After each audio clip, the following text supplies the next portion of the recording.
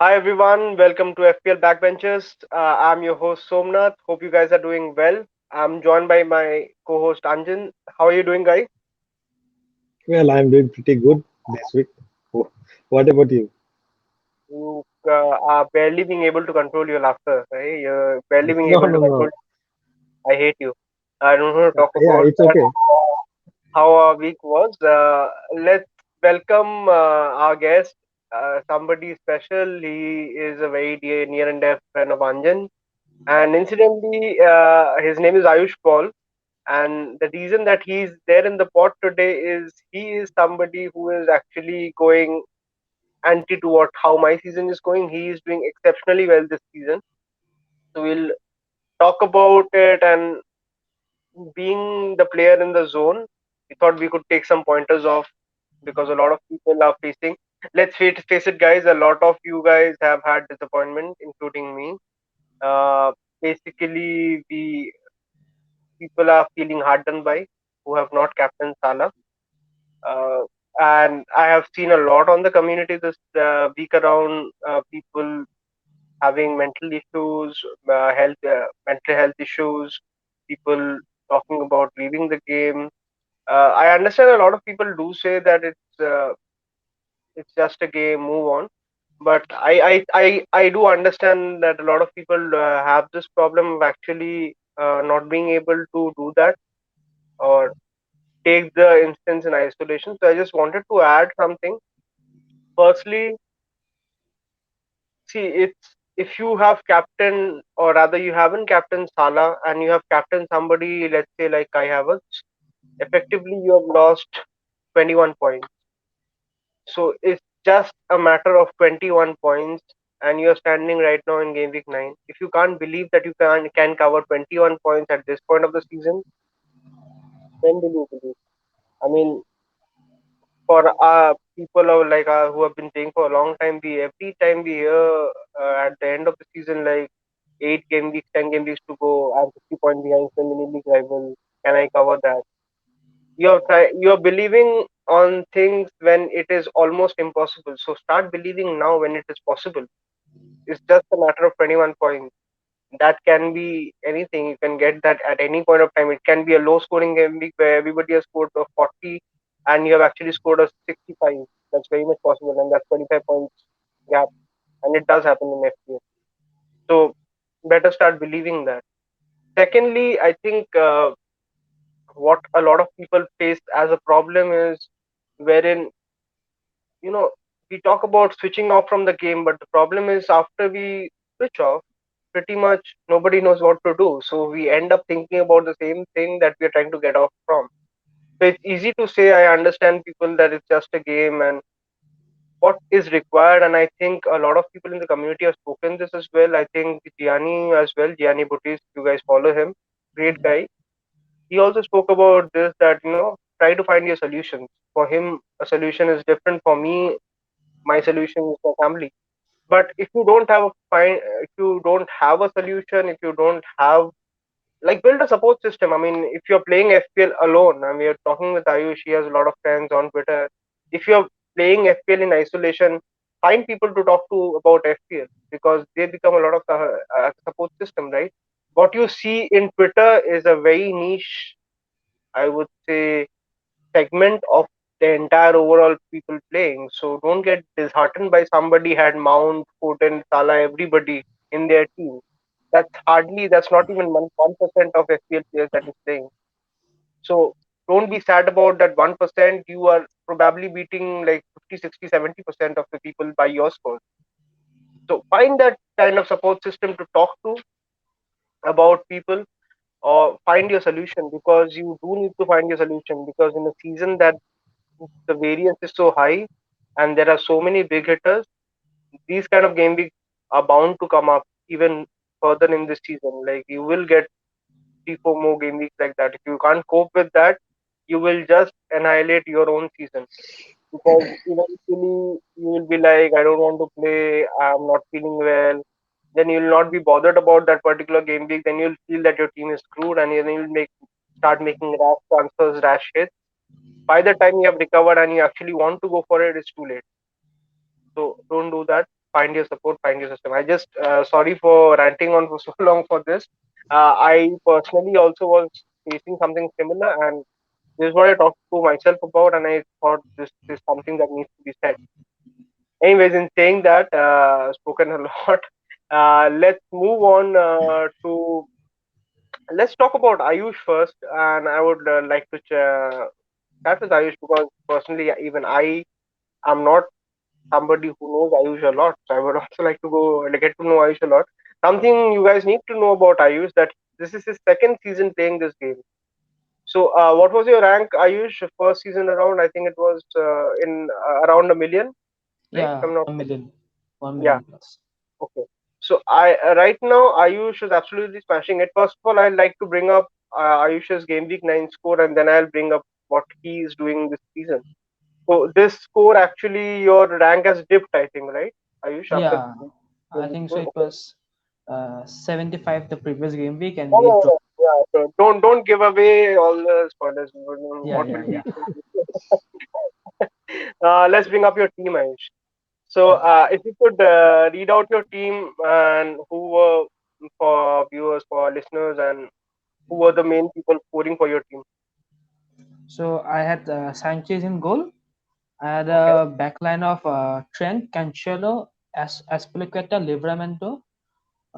Duffy was on the bench. And in midfield, I had Salah, Rafinha, Gallagher, Sarr, Sissoko, and a forward line of Antonio, Jimenez, and Kane. okay. So for me, I You think have so. scored 91 points, right? Yeah, And the bulk of that point has basically come from Salah captain, where in you have got 48 points. So, yeah. even considering that, people might be seeing that he has scored 91 points. What's bad in that? The what's bad in that is, I'll just bring up his season history. He was actually 75th in the world, and he has dropped down to 343 overall rank, which is amazing. So, Ayush, first I'll get back to your team. Uh, any subs came in for you this particular game week? Um, any subs?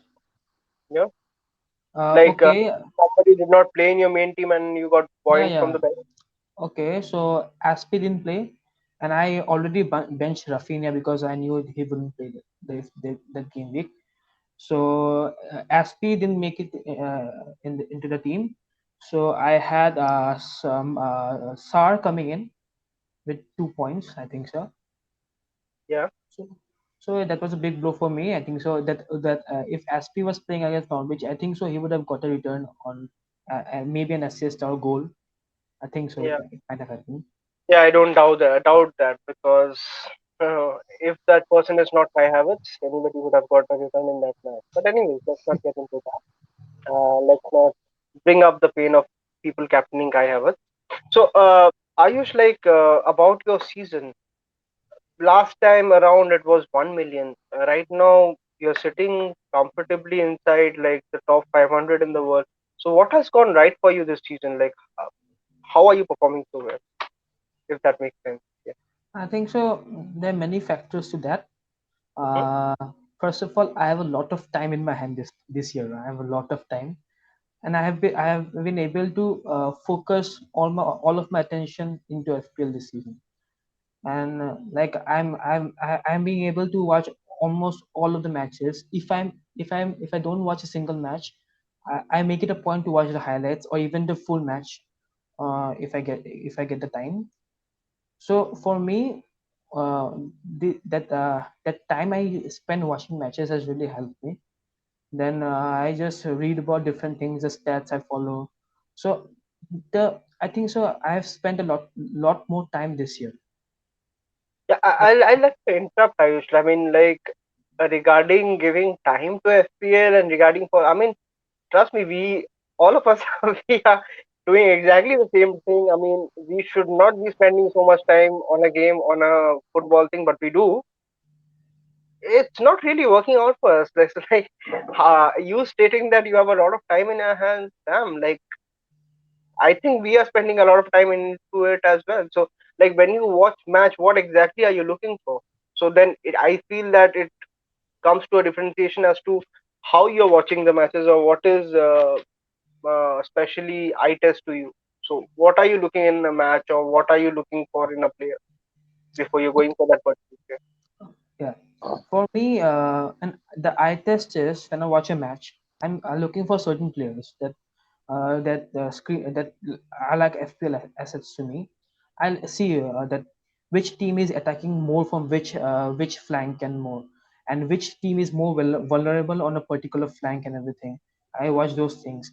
Which players are in the forward positions more? Which players are taking shots in the box more? I look on those things. Okay, So so you do follow stats. So, what are the major stats factor that you follow before making a transfer, making a decision about captaincy? for me, eye test is always the first line of barrier for me. If I like a player, then I'll verify those players' stats. So I look for the XG and XA, then shots in the box. These three are the main things I look for. And for defender, I look for the chances conceded, and I see from if I looking for if for defense, I'm looking at the team, like from which flank are they conceding most of the chances. uh, is the player that I'm selecting is more vulnerable to giving away a penalty because he's more vulnerable to attacks and everything. So I look for those things. Okay, and you were talking before we started the pod something about xLively. So, for Yeah, people who yeah. don't understand the xLively, can you explain what is xLively? I think it's a And term how, very widely used on Twitter, on FPL Twitter nowadays. Like you associate players like Lamptey, Livramento with all these things, like Adama Traore also sometimes. Like, these are the players that create havoc around the box and everything. They might or might not give you the returns, but they are when you look at them, you're like, okay, these guys are good. They, okay, they so might they create some. always look like scoring, and they are very lively on the field. Yeah, That's basically the definition of xLively. For yeah, any of you oldie guys who like me don't understand this terminology, that's what xLively. If somebody is looking good, if somebody can basically dribble past a lot of people, that's xLively. I'm correct, right, Ayush? yeah. I, I hope I'm catching on with the lingo of this generation right now. I feel like so old. Anyways, okay, so could you like break down the season for us? Like, you have obviously played your wild card as well. But what's interesting to me is that you have played it in a different kind of a game week than what most people have played. Most people have played it during the international break, be it game week 4, game week 8. You have played it in game week 5, right? Yeah, I think around that So, time. any like conscious decision for that, or was that a like a rushed up wild card that you was a last minute decision to play that wild No, card? no, no. I think so. Before the season, I was just planning on doing the transfers in I think so in game week 7 or 8 when Chelsea's and City's fixtures were about to turn. Mhm. But going into game week 5, I think so. I felt that I had too many players that I was not happy with in my team. I think so. I replaced Ben Rama, then some of my defense also. I didn't like the defense at all. Shaw, I replaced Shaw that time. I didn't like him at that time. Greenwood also I think so replaced at that moment only because I was feeling that he might get benched in the future weeks. So Really, I think you don't like Shaw? You don't like the best left back in the world? no, I don't think he's the best left back in the world. Roberto Carlos. Just Okay. propaganda by Man United fans at the moment. Anyways, so moving on.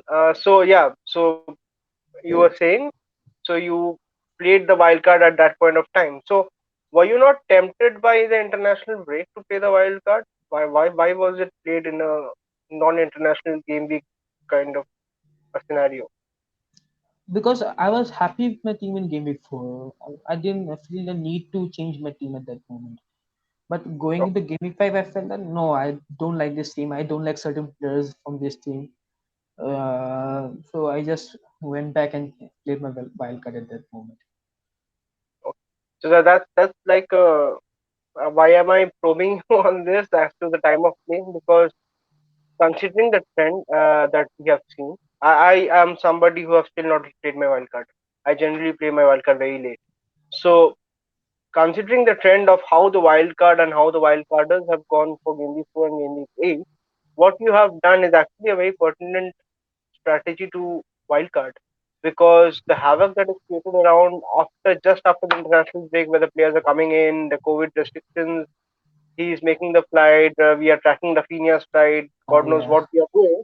So in all that thing, I think it does not conducively lead to a successful wildcard, because even after wildcarding, you're basically sweating for your main 11. So that's not an ideal situation to be in.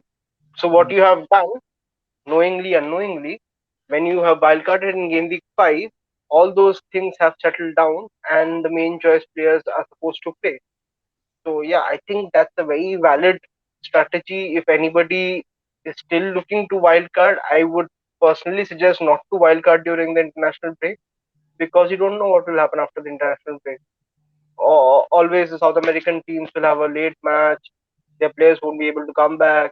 So it affects a lot of things. It's a lot of equation to take into account unnecessarily, especially when you also have the additional equation of which 15 players you want to go for. So that's just too much hassle. Why do it, right? yeah. So, who have been like the mainstays or the main champions of your team who have helped you to reach this particular rank? I mean, like, why are you in the top 500 and why aren't we in the top 500? Like, what I have you think done so. right, I player think so. wise? Uh, each game week, I think so. Some players really stood up for me.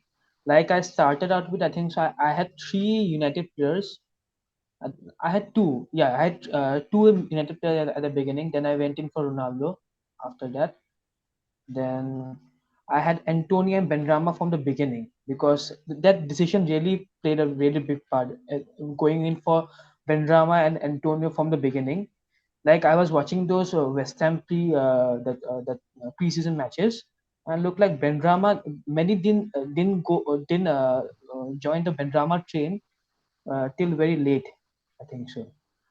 I joined it at the beginning only. I liked the look of him.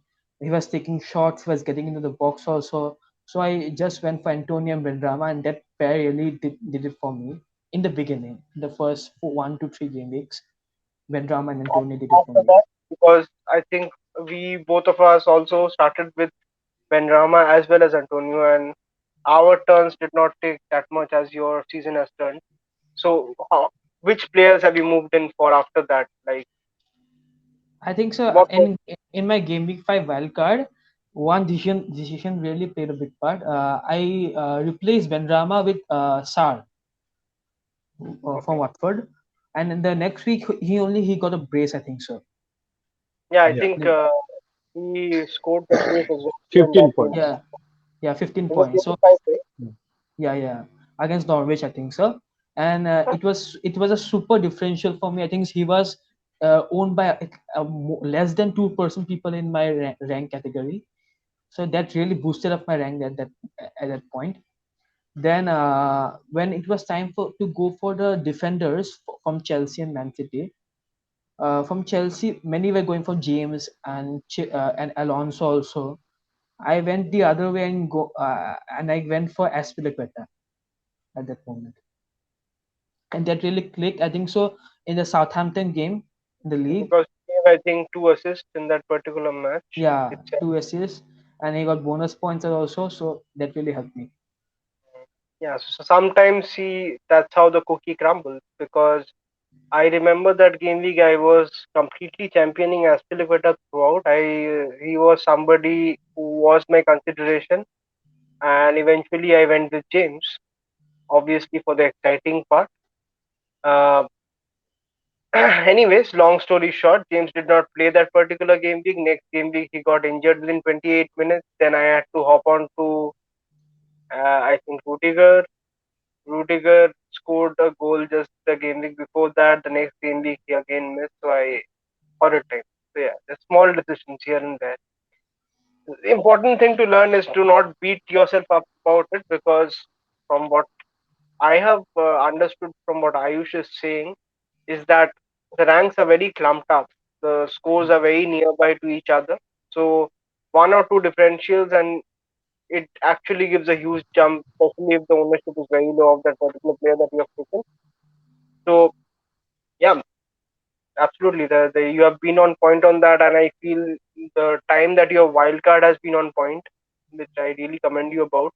Uh, I think you must have built a heck of a wildcard team.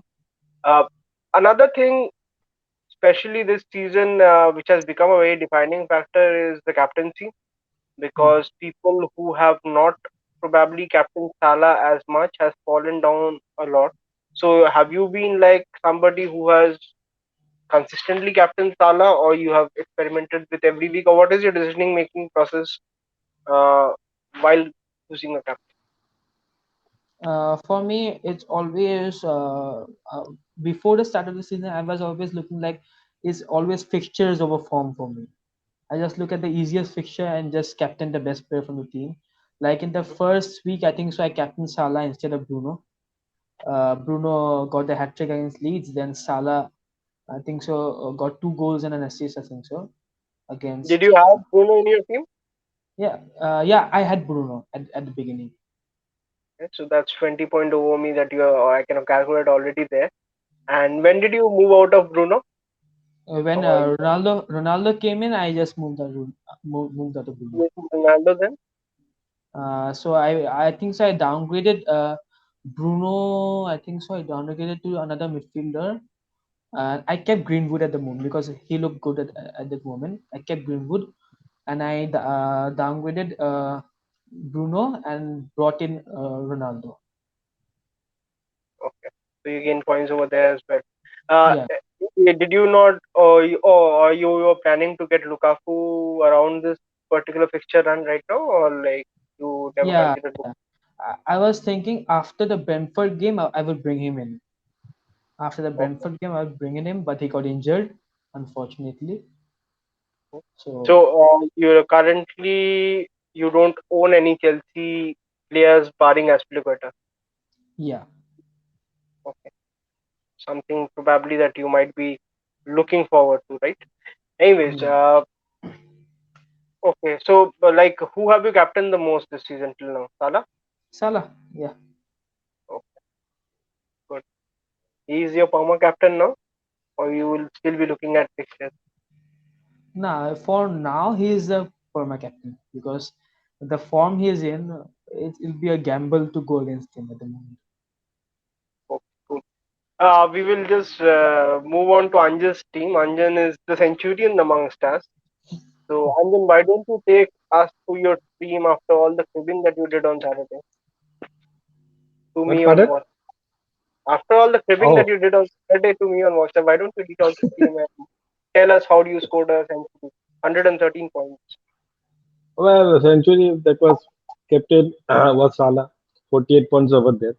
And my goalkeeper was Ramsdale. My backline were Trent, Cancelo, Laporte, and James. And my midfield were Salah, Foden, and uh, and uh, and who else it was? MVMO was there, and my forward were Huang, Antonio, and Kane.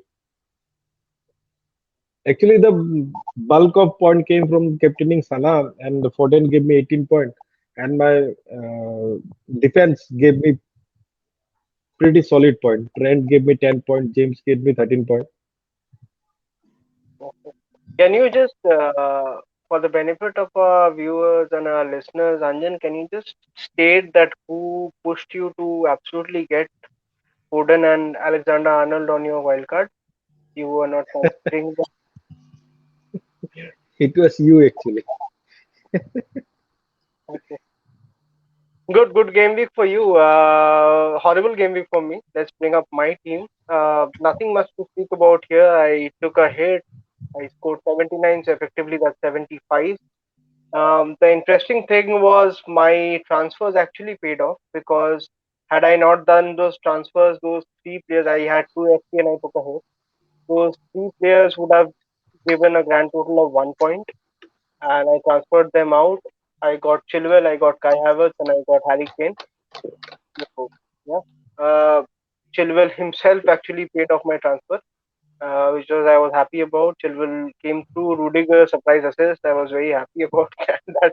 I'm getting an assist from Rudiger. Uh, Hapstance happened. Nothing much to speak about. With each every goal that Salah was scoring, it was like I was I wanted to. I was really enjoying the fact that it was a match against United that this was happening.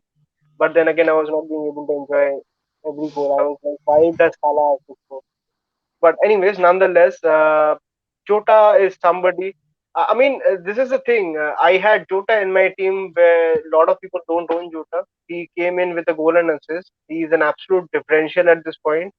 I had I had Saint Maximin. He was a differential, bad differential, did not come through. I had Harry Kane captain, who was a Uber differential. He was under 5%, I think, and going by his history against West Ham, he generally scores.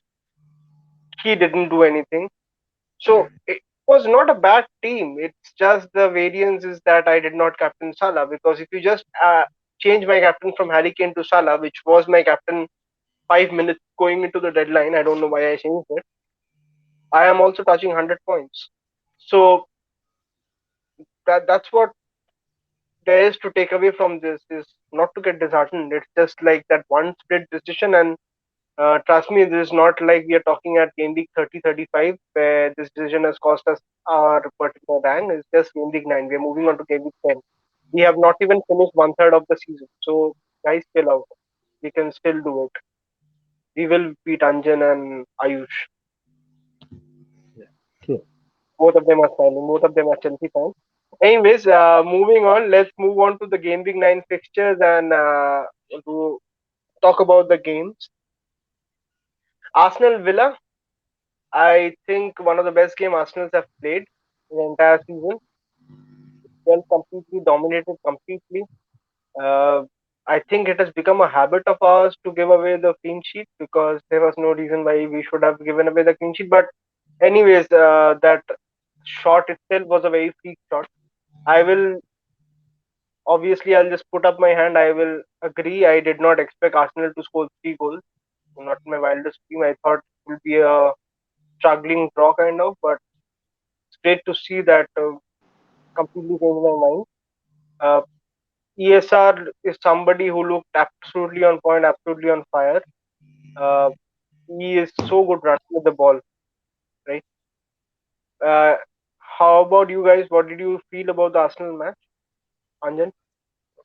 Well, I feel like Arsenal attack was pretty good. I was a little bit disappointed with Saka actually. He was there in and around, but in like FPL wise, he didn't put anything. But ESR had a very good match. But that's a good thing, right? That he was in and around the box. So Yeah, I, for anybody who is actually owning Saka at this point of time, don't get disheartened. don't get disappointed actually. Don't be tempted to make that switch to ESR. Firstly, Saka is more nailed than ESR. If there is a term, I think a lot of our friends are discussing this. Andy beat Andy beat Lee Tiger. They are discussing that we should be changing this term called nailed. We'll be talking about Yeah, first choice. So first yeah, that choice makes actually. sense. But that doesn't make sense for Arsenal, because we don't have that big squad as Man City or Chelsea. So if I speak about Arsenal, I'll speak as nailed. I'll say Saka is nailed in this particular team. There might be one hapstance where one or two matches he misses, but anyways. So it doesn't really warrant that sideways move unless and until if that fund is required immediately. If you're taking a hit or you're doing a double move, then go for it absolutely. Other than that, as a how should I put it? As a secluded transfer, I wouldn't say go for it. Ayush, you watched the match, Arsenal Yeah, Villa. yeah. I What did watched the you match feel that night. on the xLively meter? Who was up there? Who was down there? It was for me again ESR for me. Okay. I think he has been Arsenal's best player this season for me, hands down. He gets around the box and everything and takes shots. Ramsdale is really looking good for me. if I hadn't done my wildcard so early, I should have gone with him only in hindsight rather than Sanchez. I really think that. Do what I did. I took a hit for Ramsdale. Nobody Really? does that. I have never done that in my 12 years of playing FPL, taken a hit for a goalkeeper, but I did this season because I knew I would wildcard pretty late and I did not want to miss out on Ramsdale point just because I wildcarded.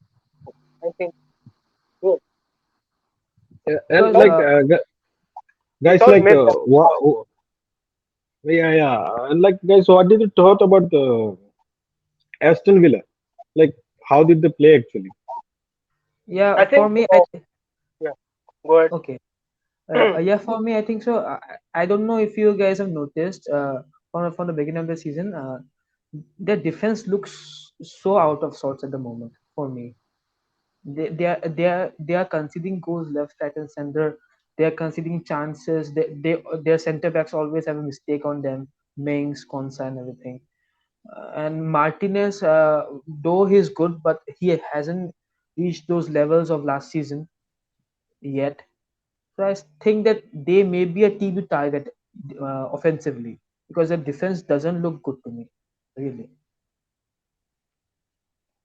Uh, the thing for me, the barrier in my head, I have heard a lot about this that we can probably target Aston Villa.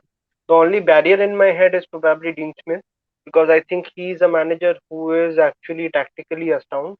So he knows how to press, when to press, what changes to make, and he actually goes into a game with a game plan. He's not like Ole Gunnar Solskjaer. But anyways, let's not dig at anybody else. He has certain plans. I think the reason that they have looked defensively a bit poor is because probably the form of Matt Target is a big issue in that, and I think even Mings probably from playing the Euro or having a long season last time around, he also is looking out of form. Somebody who has been really good in their defense, Matty Cash, he has been absolutely on point. Not just because he has scored the goal, but he has been sensational down that right hand side. Me generally, I feel somehow, at least till now, uh, the two up top of Watkins and Dannings is probably not working, and Mm. they might need to change the formation to a front three, of which Leon Bailey should be a part of. Mm. I guess he's Yeah, fit. So actually, in that particular match, when they like changed that particular formation, when Bailey was introduced, they look quite good. yeah, they were much better because Yeah. they they went back to a back four, which is what I Mm, think perhaps suits them more. They have somebody like Buendia who is probably good for that number 10 kind of a role, and they have Douglas Lewis who is pretty decent. They have John McCain who is a good passer of the ball, who is good progressor of the ball as well. So they, I think, work in a double pivot. They have a good team. They have a good structure, but somehow the formation and the chemistry probably between Ings and Watkins is not there. But yeah, they can get back onto it anytime. But right now, I'm not interested in any Aston Villa assets, to be very honest. It's difficult for Martinez to reach the heights of last season. Understand, guys. See, again, I will just reiterate back. There are a lot of stats, there are a lot of underlying statistics and everything. But there is also the human factor, which I talk about a lot. You have to understand Martinez was trying to prove a point last season, that especially to Arsenal, that you did not let me play, see what I can do. That is something very hard to sustain season after season. You need to find new motivation. So that was his motivation last season, the fruit of which was the Copa America in the end that he won with Argentina. He needs to find something new because other than that, it will be a pretty ordinary season. Nothing to be excited or exceptional about. He's priced very high, as per Mm. me. Probably if he was around the 5 million mark, he would have been a shout out. But Yeah. 5.5 is just a no go zone for me because I think Mendy comes for 6. Why would I go for 5.5 for Aston Villa goalkeeper? So yeah, I mean, it was more to do with Arsenal. I feel sometimes the matches are it was the fault of Aston Villa why Arsenal scored. There was nothing like that. I'm being bullish on Arsenal. That doesn't mean that suddenly the assets have become very good. Oba is somebody I would like to mention. He's looking on good form. Again, not just because he's scoring the goal, it's because the amount of press that he's doing when he is not having the ball, he looks like sharp. He's not looking lazy or he's not looking tired or he's just like putting away the things. He is lively, as I was saying. So he is looking lively right now. xLively. Yeah, he has five returns out of the last six. So will I go there? Probably not because he's expensive, but something to look out for considering we have Watford home after the next match. He might be a shout out for differential captain, or even if not a differential captain, because captaincy right now is out of question with Salah. He's good as a differential if you can get him for that 1 week punt before you probably move on to a Harry Kane or Jamie Vardy or somebody else. I think it's a good shout out. Yeah, for True, Next, true. yeah, yeah next for match. me. Yeah, Okay. sure. Go ahead. Okay, yeah, for me, for Oba is the case with Wardy too. I don't like the price point at all.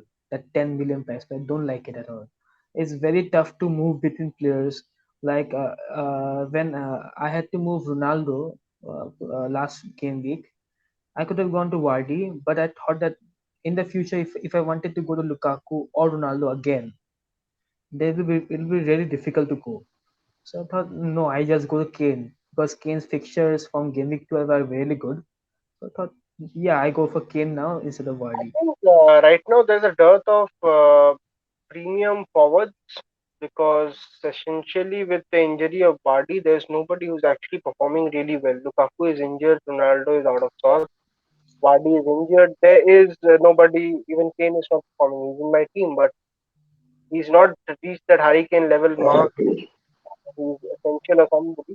So I think considering the gap that is there and considering the money that most of the people have, managers have in their banks and all, I think can be a punt. I'm not saying that you have to go for it, but you're considering something out of the box. Yeah, there it is. Chelsea Norwich. I will just like you guys to talk about it. What do you feel about your team's performance, and why did Kai Havertz not give a return to everybody else? And I'll just sit and listen to you. Both of them are Chelsea fans. So go ahead. Okay, so I'll start. For me, first of all, Norwich are the team to target. We all know that. But we never thought in our wildest dream that we would go on to score 7 goals in the match. Certain players that I will look forward to having in my team are Chilwell, because if you have seen the Chelsea team play, have you seen Anjan? Like Yeah, yeah. in the past few weeks, the left wing back is playing almost as a second striker at the moment. The left winger goes on wide like Hudson-Odoi stays wide, but Chilwell comes infield. He plays some sort of a Cancelo role at the moment, but Cancelo role, but more advanced. So I just think that whoever plays at the left wing back is a really good shout out for if anyone wants a Chelsea defender at the moment. Another good shout out for me would be James at the moment. James, when he's fit, he has given returns almost every single game week at the moment, bar the Liverpool game, I think so. Where he got red carded, and he is getting forward more. Like because the things we see when James and Chilwell play together, the things that happen that the we overload the left wing area. So James almost every time gets a free run on the right side. I think so. He scored the same goal against Arsenal also at the Emirates, and then last week also against Norwich, same way. We overloaded the left flank, and he got a free roam on the right hand side. I think so. He and Chilwell are a really good shout. Anjan, should people sell Kai Havertz or should they keep Kai Havertz? No, definitely not. you shouldn't sell him because you took him for this next three fixtures, and these three fixtures look quite well because we Will he play be playing the Newcastle. Then yeah, pardon? will he be playing the next two fixtures? Yes, for sure. I'm just posing questions for the community, right? I don't I have Yeah, no for doubt that sure. he will play, but I'm just posing as community. Yeah. So why won't he be? Why should he be playing the next two fixtures right now? Because Because if Werner we gets don't have fit, any. if Werner Yeah, gets pardon. fit, because we were told that Warner. Werner injury probably was not as serious as Lukaku's injury, right? So if Yeah, Werner but gets, yeah, he be playing. Warner is not fit actually, and he would also be joining. He won't be joining before international break. I Okay. So Lukaku, as I feel, I think is definitely not playing. At least the next two game week he will be coming back after the international break. Uh, feel. Werner is probably a doubt in my mind, but for me particularly, I don't think that, especially the fact that he scored a goal last night. I think it was substituted earlier as well before the Yeah. penalty shootout. Yeah, so that tells me that Tuchel is actually managing his time and he should be starting in the. I don't have any doubt. There might be a slight thing that is going on in the. I mean, everybody has doubt that probably this game might be benched, considering that he started the match last night. Do you guys think there's anything to it, or he should be starting the weekend game? Considering there's also a midweek Champions League match. I For feel me, like I no, I feel like he would be benched if both SP and Christensen are fit to play. I Okay, feel like but Christensen is back this Thursday or like next this Thursday. Thursday. This Thursday. No, it's just a teeth thing, right? I think a teeth injury can be managed. You think games would be benched, Ayush, or might be benched? for me the thing is, if you own one of James or Chilwell, you need to have a bench option at least, because they don't play each and every match, because we also have the Champions League matches to deal with, the cup matches to deal with. So we rotate a lot on the wing backs. So I think if you go for one of them, you should have a bench option in play at least. I think it's safe to say that Ben Chilwell is definitely first choice, Yeah. uh, considering everything that is going on right now. Uh, he might still miss matches to Alonso, but it's his position essentially. There, No, Alonso. actually, well, there is one good thing. If like Chilwell or Alonso, anybody plays, then they are bound to play almost 90 minutes for sure. That's the Yeah. case. So, They so never. the scenario from the left flank to the right flank becomes a bit different because if this is for somebody, if you are considering, if you don't have a Chelsea defender, if you're trying to switch, for the record, if somebody is trying to move away from Rudiger to a Chilwell or a Aspilicueta to a Chilwell, I don't necessarily feel that's a bad move. A lot of people will be like, why to do it? I think you can do it because uh, I would like. essentially, if you look at in, yeah, I'll get to you, Ayush, because Hmm. forget the fact that they both play about for Chelsea. Just ask yourself this question: would you be making the same move if you knew that same fixture Trent is playing? Because essentially, that is the role that these guys are playing. You are not looking at the team; you're looking at the player. The potential is probably way much more limited for Rudiger to get the points. I understand he got the assist, but Ben Chilwell gives you so many more avenues to actually get the points. I don't think it's a bad move. Yeah, Ayush, you were saying something. If the listeners they don't if they have a Chelsea defender like a Rudiger or Aspilicueta or a James, and they plan on doubling up, if they plan, I would suggest to go for, like, if you have Rudiger, you go for someone like Chilwell.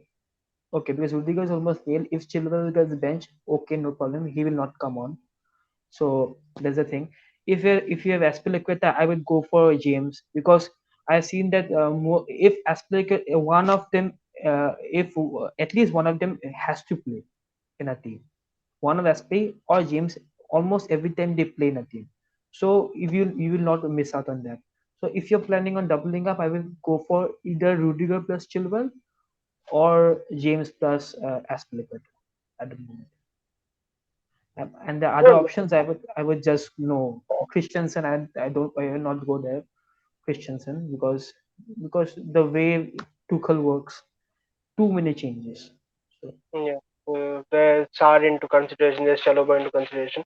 I don't necessarily probably agree to you. I think, irrespective of anything, if you have to buy somebody right now in the game, if you have to buy somebody, I think It defender should be wise, Chilwell. the list goes as Trent, Cancelo, then Chilwell. Forget teams, forget if we have to just look at defenders. Trent first, Cancelo second, Chilwell third, probably. Might be Cancelo and Chilwell on the same level as well. I would not be personally bothered about covering a particular position. Even if I am having Reece James, I will still go for Chilwell because everybody has at this point. I don't, but most people have at this point Livramento on their bench. mm, If they are missing out, is not a big thing. I think Southampton have more than fixtures and Livramento is very attacking. If that is the issue, if you are playing already Livramento in your first 11, then you must have a very good backup midfielder forward. I mean, I think you must be holding ESR. So all of them are not bad bets in that case. If and as we have already discussed, if Chilwell misses, he misses. If Reece James misses, there's a chance he might come on for the last 10-15 minutes. So I don't think it's a bad shout. I think Reece James also is first choice in the right wing back position. But And like, yeah, I just want to add one thing. If you want some, if you want to do a punt on like Chelsea player, you can select Hudson Odoi. He's around 5.3, owned by 0.3%, and he would probably start the next two games as a left winger. yeah, but that then again is a transfer waiting to happen, and that's a Yeah, very bad price bracket kind of a deal because you will not be getting anybody else at this price. Probably Boomo, but yeah. no, nobody barring that. Bumo, no, Bumo, yes, ESR. sir.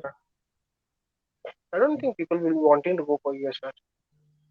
I mean, I understand the urge to go for ESR, but I don't think essentially that is a good pick, especially when a lot of people are moving their formation back to two forwards and probably four or five midfielders. I think if ESR becomes, he has to be your like last attacker in that price range. So yeah, it's tricky. Norwich, not much to talk about. I do believe they are not the only team to target. They are one of the teams probably to target if there is something called targeting a team. They are essentially looking bad due to probably a lot of bad personals as well. I don't think they are playing their best 11 or their optimal 11 because I think God Canville has to feature in that. Whatever reason he's not playing, I don't think Sargent is working, and Krul is. Gilmore, Uh, Gilmore yeah, too. I think so. yeah, Gilmore has I been think mentioned for last two Krul is weeks. not really a Premier League goalkeeper anymore. So yeah, he's bad. He once upon a time he probably was good. He's generally bad right now. So yeah, they'll concede a lot, but then again, they also got two clean sheets before the Chelsea game. So they're not absolutely down in the dumps, but yeah, again, an organized team like Chelsea, you expect them to beat.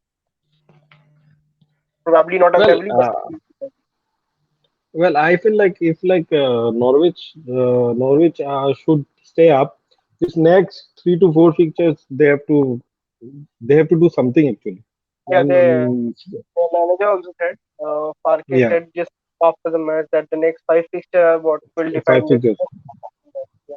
Yeah, So true. yeah, important set of matches for them as well. Uh, Next, talking about targets, next is another team to target probably right now is Newcastle.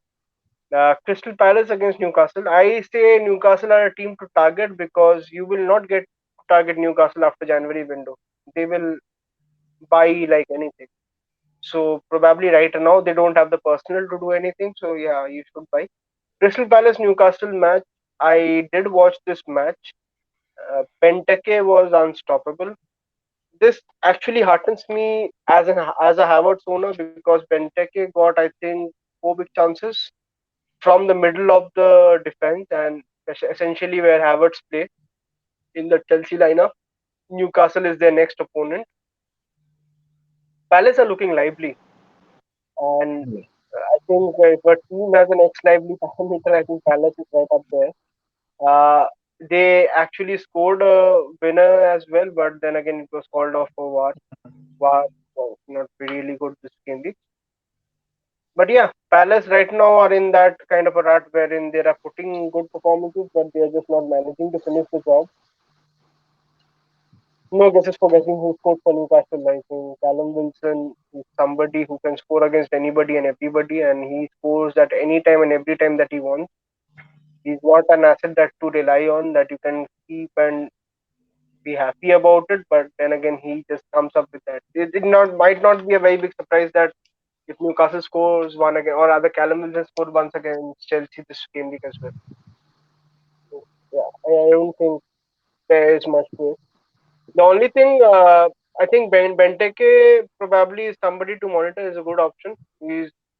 He's more of a form player, so he's playing really right now in a very good form. He's 6.3 million right now. Somebody probably to consider. The only thing to watch out for is Zaha is right now not playing. So how that system works on Zaha? Zaha is back. He's not been playing for the past two matches. So yeah. Yeah. They have Eze So coming back. Olis, I Eze have also there. yeah, I have rated Olis a lot. I think right now, probably the shift is happening. If you have Gallagher, I will move out from Gallagher because mm, he is right now not an FPL option. He is still, mind you, he is still a good player in real life. But FPL wise, I mean, his numbers have dried up. This is the goals that he was getting probably will dry up a bit because he's playing a different kind of role. They have changed the system since the Arsenal match, and Palace are attacking in a different sense, and Gallagher's role has changed. So if you are still holding on to Gallagher, I think it's time to move on. Anything else to add, guys? Otherwise, we'll move to the next seven goal thriller match. I think No, so. nothing. I would like to add on the Gallagher bit. With Yeah, Eze, Gallagher won it, right? yeah, with Eze coming back, I think so. He will drop much deeper. He's not. He was on set pieces in the beginning of the season. He's not anymore. So I think you were right. Only we need to move out from him now. I think so. Yeah, It's done. because skill wise, if I have to rate, I think there are skill wise there are better players than Gallagher on that team in the form of Eze and all this. So he might need to get back to doing the gritty work for the team, which is Okay. winning the box and pressing the players. So yeah, Yeah, there. I would like to just pose one question. What do you guys think of Edward at the moment? With Benteke scoring at the moment, what do you think of Edward? I think Edward is essentially not a bad option. He's 6 million. Uh, it again, I'll say the same thing. It is to be seen how he plays with Zaha because I don't know if Zaha is no longer first choice. That's a different story altogether. But once Zaha comes back, equation changes a lot because he will be. I think Edward was playing right wing last match. If I'm not wrong, he was Yeah, playing in a right wing. Yeah, he played in the left wing position. I think so. Yeah. Left he wing played in the position. left wing, Yeah. right? So with Zaha coming back, I think his switch will be from left wing to right wing. Whether they choose to make that switch or not, or whether I think uh, Oli should be keeping his position. So I would wait before I buy Zaha. Sorry, I will buy Eduard because I'll first like to watch how he gels along, or the entire team gels along with Zaha, and what is everybody's position.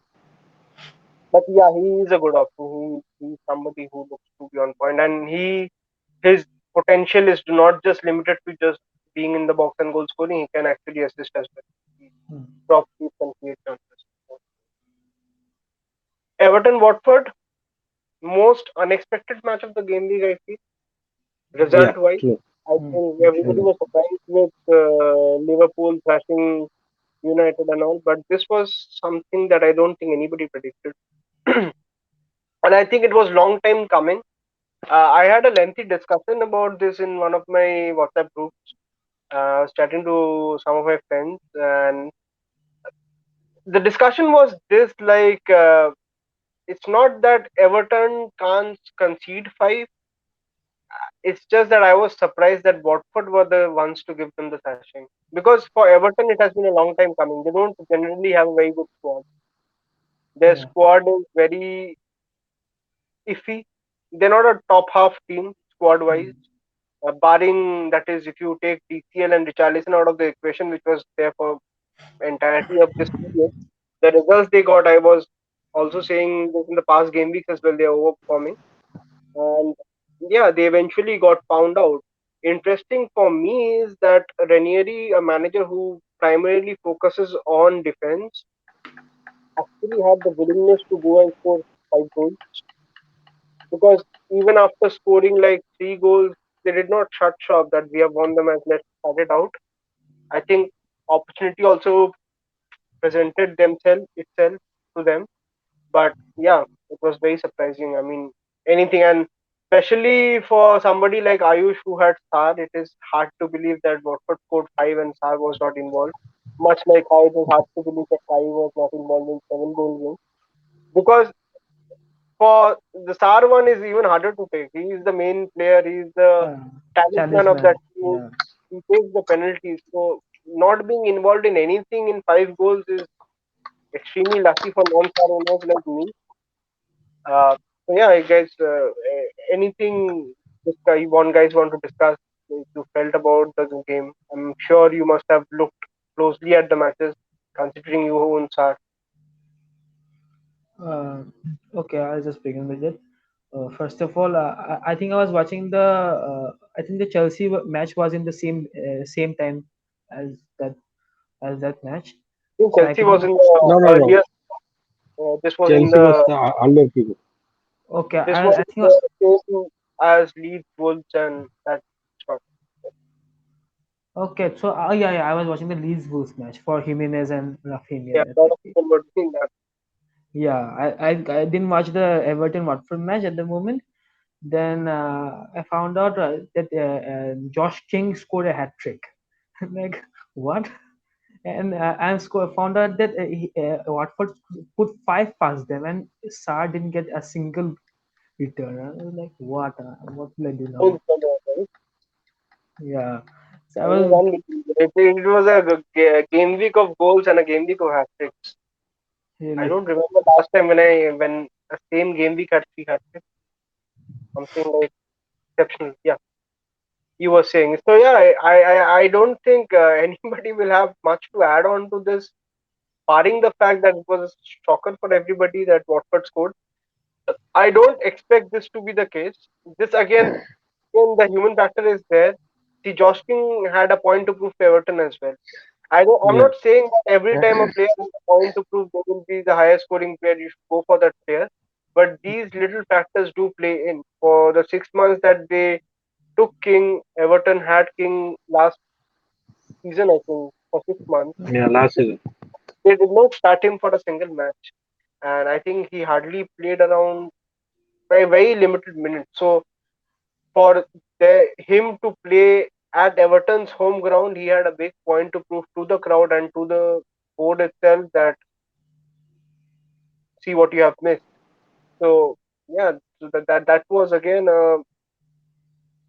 what should I say, like a serendipity kind of a moment. It was a happy coincidence, but will they sustain it? No, I don't think so. I And will Everton be conceding five now and are they the team to target again? No, because I No. think Benitez is too good a manager. Again, I will bring up the situational factors and things. See, consider this. Benitez, first of all, is a very good manager. I rate him a lot. He can organize his team very well despite the squad which has he has proved abundantly for Newcastle as well as Everton this season as well. Secondly, also consider the fact that him being an ex-Liverpool manager, he has a lot of pressure from the home crowd. He cannot afford to lose a lot of matches because that will just turn the crowd against him. People were already iffy when they hired Benitez because they considered him kind of a Liverpool kind of a man. He convinced them by the team's performance. So I expect them to absolutely go solid at the back, not try to concede and how they were playing. And yeah, DCL Richarlison would be scoring as they go. So it will be reverting back to mean this thrashing or this beating was coming a long time. And Everton did not characteristically play like Everton in the last match. They were attacking way too much without any organized structure, much like how Man United were doing. So yeah, that actually I think played a huge part. Leeds Wolves guys, 1-1. Do you guys anybody watch this match? First of all, Yeah, I actually did watch this match, and I think uh, Wolves played typically like how Wolves used to play back in Nuno's time. They just scored that goal, and they were not interested in scoring. It was very weird to me because I am somebody who has not owned Huang or Jimenez this season at all, and I had this back of mind inclination that Wolves is probably not the team that scores a lot. I did not get on the Traore hype as well, and it is coming true. I mean, I'm not saying that Bruno Lage is not a attacking manager. I'm just saying that it's somehow not happening wherein they are scoring or they are looking even like scoring a lot of goals. They're actually scoring the goal and trying to shut the shop. And for Leeds, I mean, Joe Gerrard, man, I don't know if you guys have watched him or not. He's a youngster from Leeds Academy. He just lighted up. He won actually the foul for the penalty, Penalty, which yeah. were converted. And once he came on the pitch, he was practically implayable by Wolves. Implayable, I don't know if that is a word or not. He was not being able to be handled by Wolves. They were having lots of trouble, and eventually Semedo succeeded. What do you guys think about the match? for me again, I had just one asset playing in that match, Jimenez. I was looking at him. Then you pointed out that Lee's youngster. He caught my eye at that moment.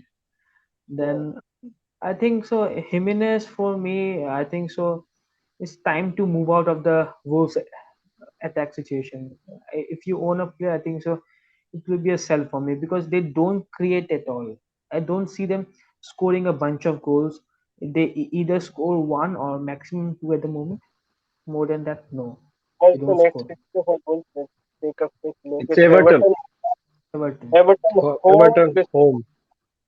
Yeah, I have the ticker in front of me. Everton home, Crystal Palace away, West Ham home, Norwich away, and then it's Burnley home. I think these set of five fixtures are not probably as bad. You can probably hold a Jimenez. I think he's not a priority transfer out. Yeah, Yeah. but Yeah, this definitely. those And fixtures are the only thing that are preventing me from transferring him out. But and because the thing is the eye test, just like I say, I don't feel like I don't like the way Wolves are playing at the moment. I don't at all like. So let's see what happens. I think for Leeds, Jimenez, Rafinha was a huge boost.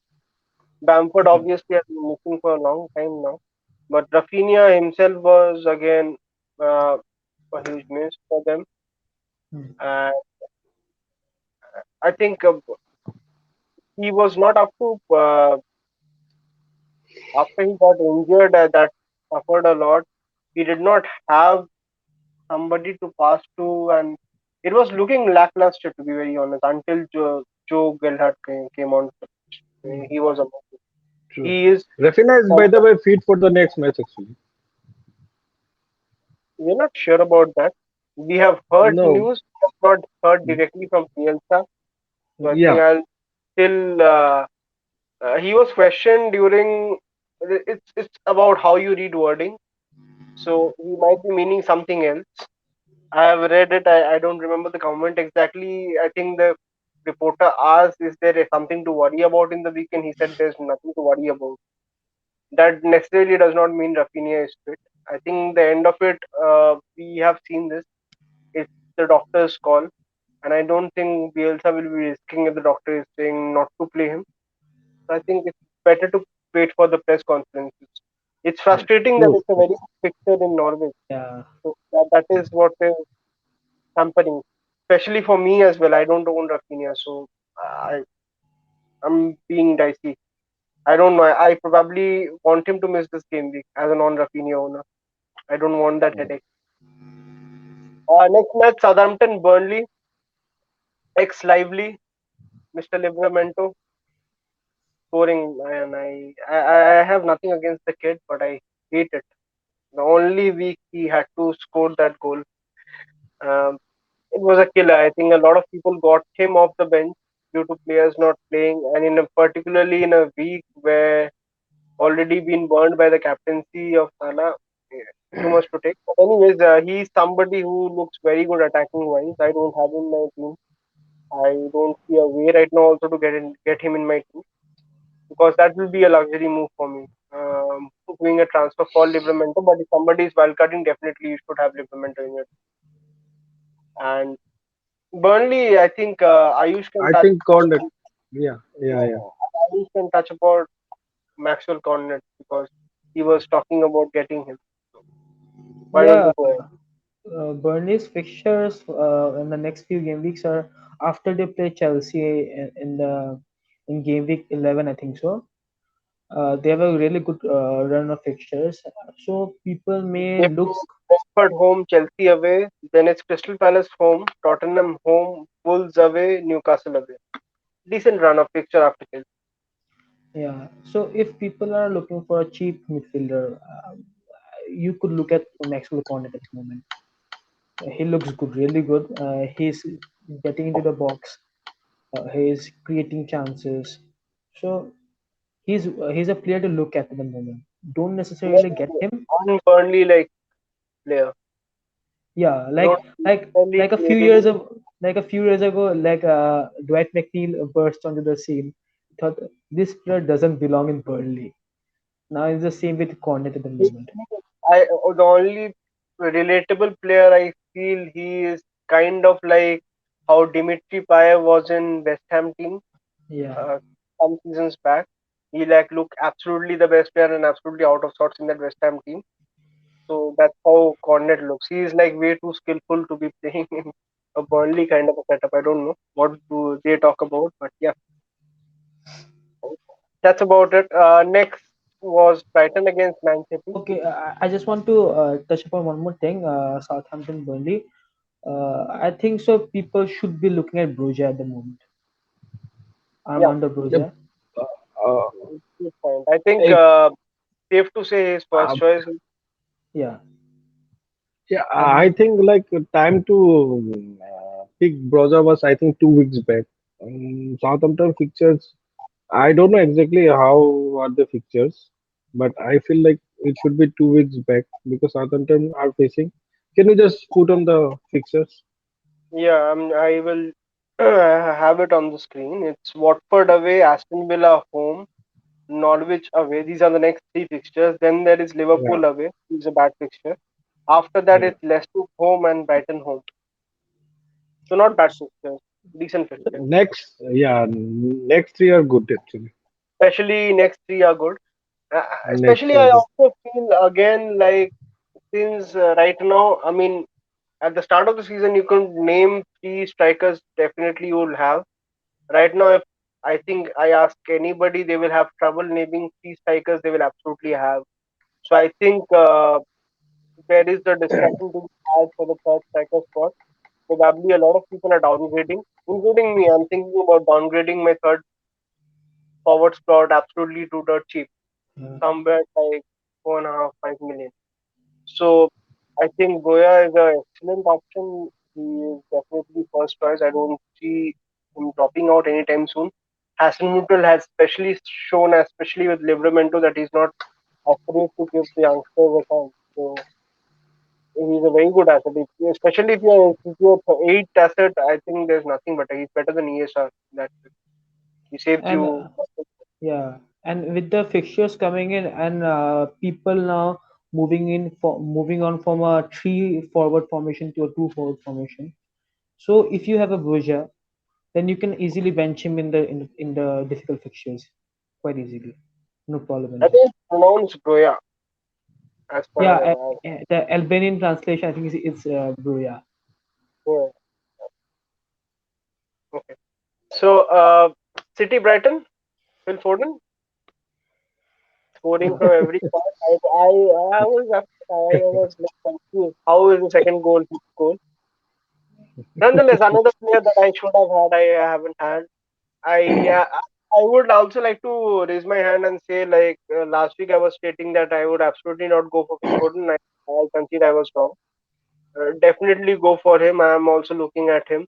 It was just me stating last week is due to the fact that he's a lot rotation prone, and especially last season, Pep did not show especially that much faith or in the consistency in that sense. But I think this season he has, I think, elevated himself to another notch, another level from last season as well.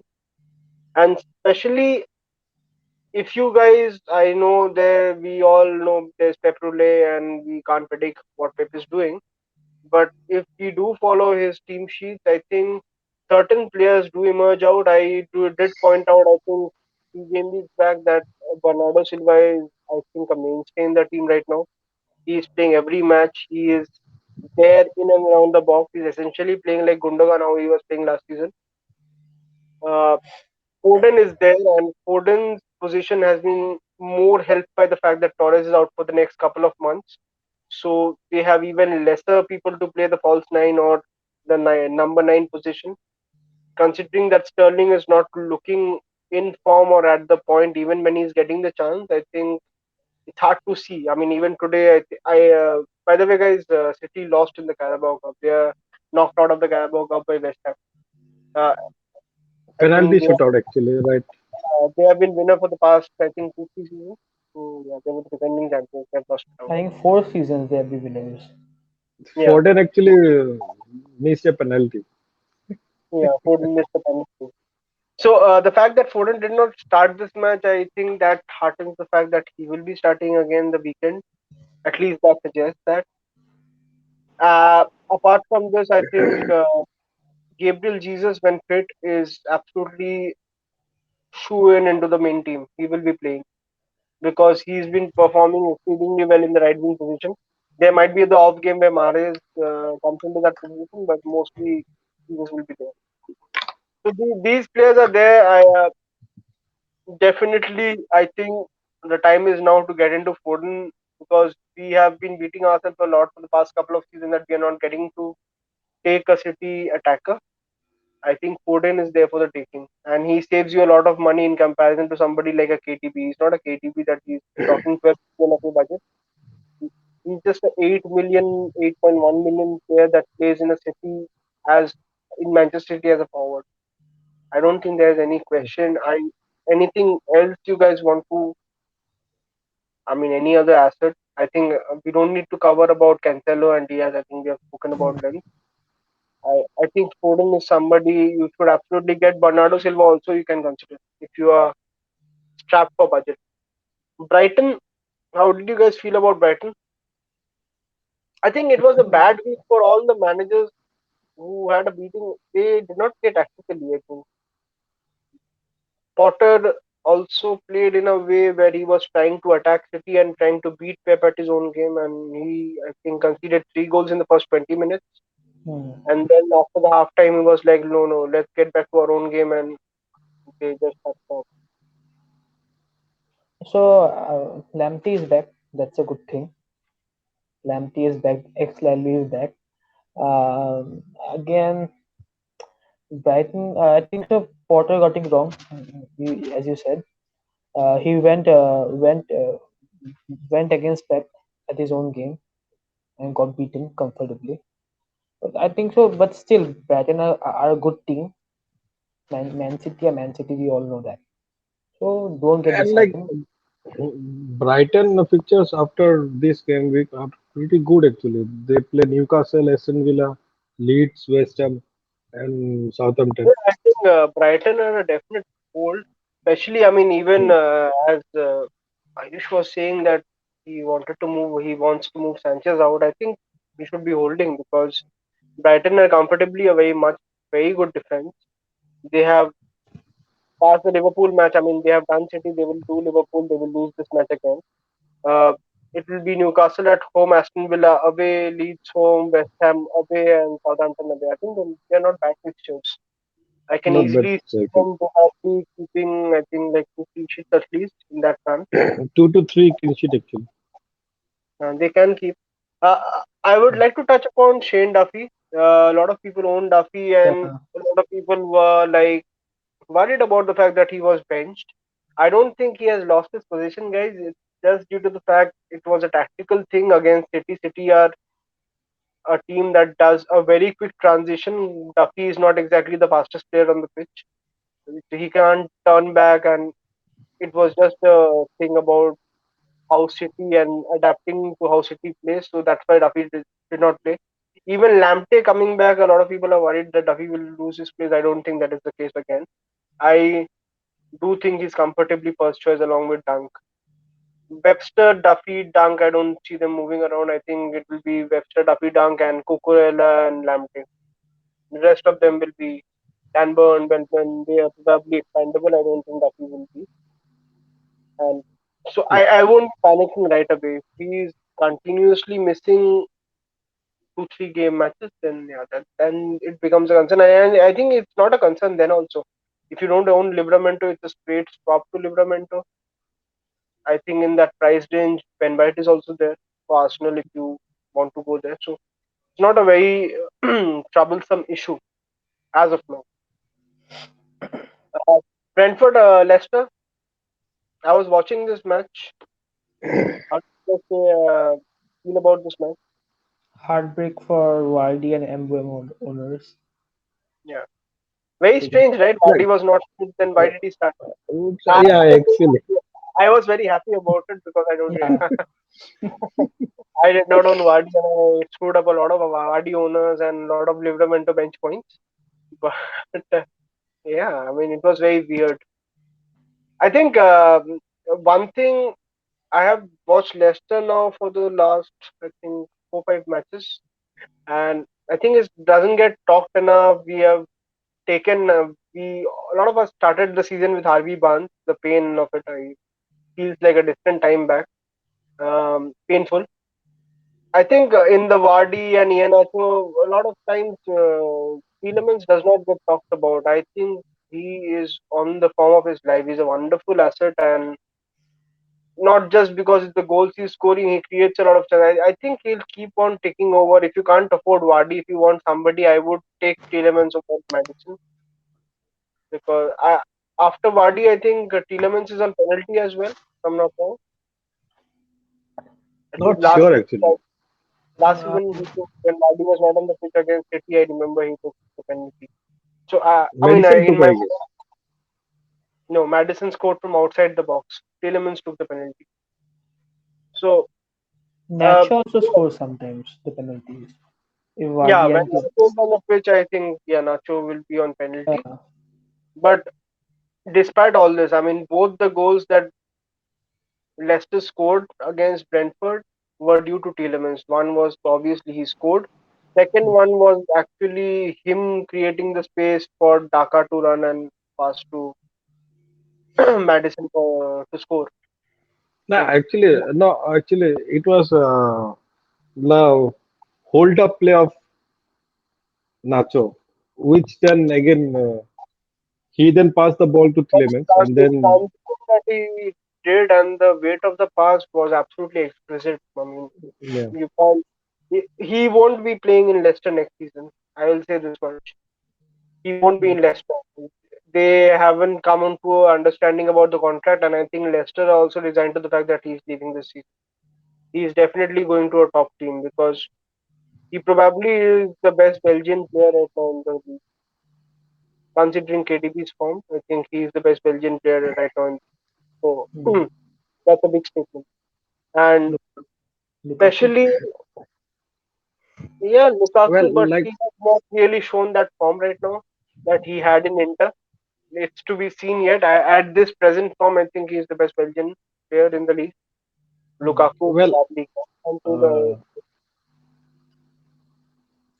uh, one thing about Brentford, how considering the injury news of Raya, so like how would be their setup now? Like they would uh, they would eventually concede a lot, or they would be a very good defense still. No idea, but There's a thing to see for me because we have to see because it did not affect them much tonight. They still won against Stoke, but I can't say comfortably about that is because they were fixing Stoke. So Stoke is not especially known for their attacking. So I generally feel the scoring part will not be affected that much, although Raya has a very good distribution and his pass cross collection. completion is His yeah cross it collection is very good. yeah his cross collection and his long balls through for Tony and all is also really good. They will miss that. How that will affect their defense? I don't think any of us were looking to get a Brentford defender in any case. So it only the factor. I personally don't feel that a goalkeeper injury can change the entire system of the thing. It can if they are playing from the back, but I don't think it will affect that much. So something to be seen. I mean, we'll have to see. Burnley game will be a good indicator. And I don't think it's not a immediate jump.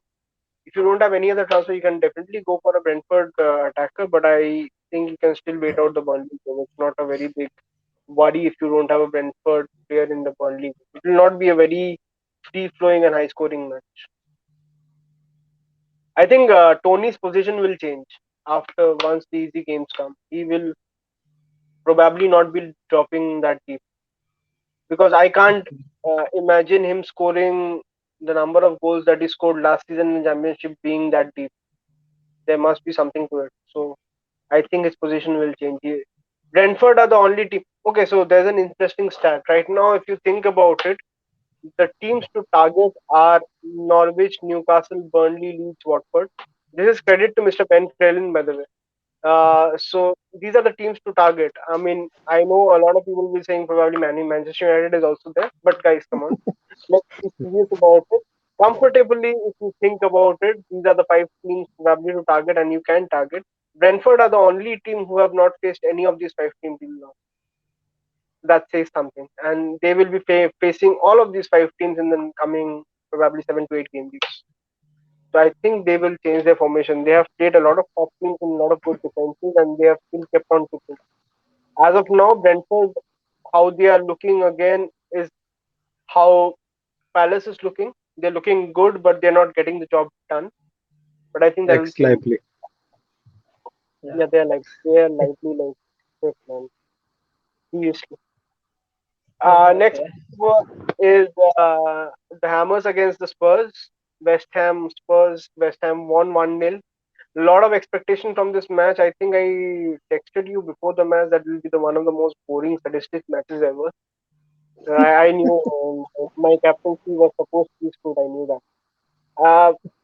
West Ham were good. They were, although it's just 1-0, I think they are kind of dominated Spurs. They looked the better team than Spurs. Spurs actually look ekdam toothless, to be frank. Kane was not at all interested to play. I think he had a one decent chance, which was saved by I think Fabianski. it's That's not fair to say that he was not interested to play. That's very unfair on Harry Kane. I'm sure he must be. But I think generally all the players were really bad on that day on on the pitch. I mean, including Son. Probably the only player who played sort of decentish was in Dombele, who was still trying stuff and doing shit, but Spurs was not on the point that day. And I think right now probably West Ham are a better team than Spurs, and it showed because The fact is that West Ham did not allow Spurs to play. Once, especially when they scored the goal, they did not allow. Spurs did not have a sniff of the goal at all. And I think so. Antonio, Hmm. yeah, go ahead. Yeah, I would like to add that in the first half, Spurs on the counter they were looking good. I think in some instances, second half they were totally shit really. But first half on the counter you could see like we had they had I think so and Domble, San Mura on the counter along with Kane. They could have scored if their decision making was better. So, if like me, if you own Kane at the moment, don't worry. There are easier games now. So I think he's a definite hold at the moment. Uh, the problem, if you can see that as well in this last Spurs match, is when you generally think about a counter attack from Spurs, you generally the image that pops into your head is Son running with the ball. So that was not happening because Son was dropping way too deep last match to actually get the ball. He was not receiving those long lob ball where he was just running and a first touch and a second touch and he scores. So that was one of the main reasons that they were not looking at counter attacking. Now, their next match. Speaking about that, if we have to speak next match is against United. We all know that Ole is not getting sacked. So now a lot of people, I think, me and Ritik as well, who is a friend of the pod, he comes on the pod a lot. We were chatting and we were like, there's two ways this match can play out. Either Ole will revert back to what he knows, wherein he'll say that we'll sit back and we'll try to hit them on the counter, wherein this match becomes a nil-nil or a 1-0 kind of a match. I think if this is the formation that there is, straight away Kane is to benefit a lot from that particular formation because whatever will be going through the middle because they will be absorbing a lot of the pressure and Kane becomes a good asset. If not, and Ole again decides to go with let's attack and let's match Spurs and beat the shit out of them, I think it will be a high scoring game wherein Son's involvement heightens. So it basically depends as to how Ole plays out, tries to play this out. But I don't think suddenly overnight Manchester United will become a good defense. They will still concede. They might end up winning the match, but I don't see a way wherein Spurs probably will not score. I think Spurs will score the next match. Yeah, Uh, what about Benrama? I think, like Gallagher, it's time for him to go. yeah, Yeah, It's been too definite long. sell. I still have him in my definitely. team, and I every week I say I have to sell him, and I somehow convince myself, or there's some other priority that I'm not being able to sell. I will suggest that if you don't have probably a lot of pressing issues, I think it's time for Benrama to go. It might burn you this game week, wherein probably he might score against Aston Villa, but in the long run, it's the right decision. I think his time is gone. Antonio, probably you can hold for the rest of the season as well, but not Benrama. I think his time is gone. Uh, Defenders for Spurs are not looking really up. I mean, any punt that we are thinking of taking in game week 12, I don't think it's working. Spurs are continuously a team that is keeping on conceding every game week. The only I think like I used to punt on Spurs Like, defender. I think game week 3. yeah yeah, for 1 week, 2 weeks I bought in Sergio Regulon at that moment.